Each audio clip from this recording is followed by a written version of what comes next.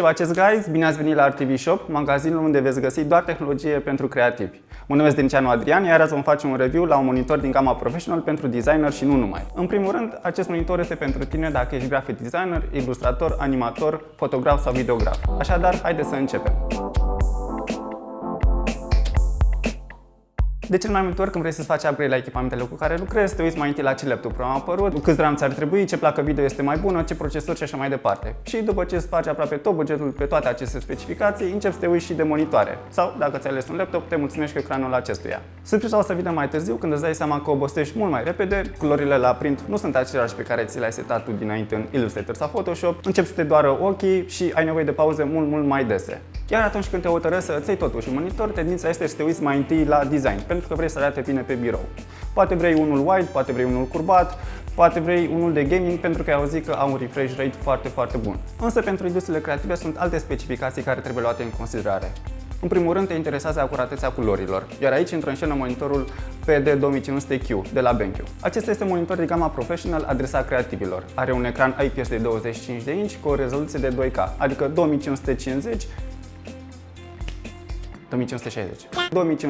de pixeli pe 1440 de pixeli. Ce este important însă la acest monitor este că are o acuratețe a culorilor de 100%, adică acoperă 100% din spațiul de culoare sRGB. Are un aspect ratio de 16:9, adâncimea de culoare este de 8 bits, 16,7 milioane de culori, un refresh rate de 60 de Hz și este certificat Technicolor. Probabil te întreb de ce este atât de importantă această certificare Technicolor. Păi, certificarea Technicolor îndeplinește standardele stricte de culoare utilizate pe scară largă în industria de divertisment de la Hollywood. Practic, asigură culori coerente și precise în aplicațiile de film, animație și divertisment. Dar haideți să ne întoarcem puțin la acel 100% sRGB și de ce este atât de important. Dacă ești graphic designer, ilustrator, animator, fotograf sau videograf, această acuratețe a culorilor se traduce pur și simplu în profesionalism și încrederea clientului că tu o să faci o treabă mult mai bună decât altcineva care pur și simplu nu are tehnologia necesară. BenQ PD2500Q are câteva preseturi în care tu poți să lucrezi în funcție de industria în care activezi. De exemplu, modul CAD-CAM. Acesta evident se adresează celor care lucrează cu SolidWorks, cu AutoCAD, CATIA și altele de acest gen. Ce face modul CAD-CAM este să oferă un boost de contrast pe liniile și formele din desenele tehnice, oferind astfel vizibilitate pentru cele mai mici detalii. Modul animație. Dacă ești animator, sigur ai observat că la animațiile mai complicate, care au foarte multe zone închise la culoare, devine foarte dificil să ții evidența detaliilor ascunse în umbre. Așa că modul animație îmbunătățește luminositatea zonelor întunecate fără a expune regiunile luminoase. Modul Darkroom. În acest preset, monitorul ajustează luminositatea și contrastul imaginii pentru claritate mai sporită a detaliilor. Este perfect pentru cine lucrează în post-procesare. Dar, bineînțeles, nici designul nu trebuie ignorat atunci când îți alegi un monitor, bineînțeles. Așadar, haideți să aruncăm o privire la cum arată acest model.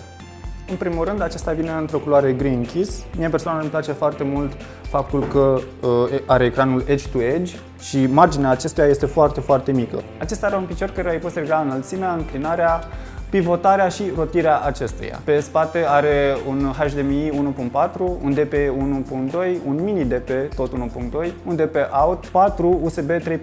Acesta de asemenea vine cu un audio jack și are două difuzoare încorporate. Acest model are Thunderbolt 2.0 pentru a vă conecta iMac-ul mult mai ușor. Nu am vorbit despre funcționalitatea care mie personal îmi place cel mai mult. Modul Low Blue Light. În primul rând, lumina albastră de la monitoare este foarte dăunătoare, provoacă oboseală și irită ochii. Așa că atunci când nu lucrezi cu culori exacte, poți să activezi acest preset și te vei simți ca și cum ai citit de pe foaie. O altă funcționalitate care mie îmi place este funcția Echo. Practic, dacă o activezi și pleci de la birou, monitorul recunoaște că nu mai este nimeni în fața lui și se stinge. Când te-ai așezat jos, se reaprinde automat, instantaneu. How cool is that?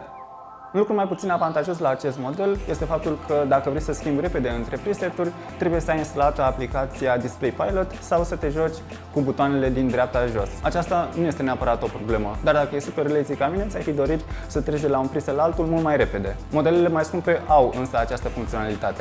Așadar, dragilor, acesta a fost review-ul la monitorul PD2500Q de la BenQ. Desigur, pentru mai multe informații puteți să intrați pe magazinul nostru online shop.rtvis.ro și pentru alte review-uri cu diverse tehnologii pentru creativi ne găsiți tot aici.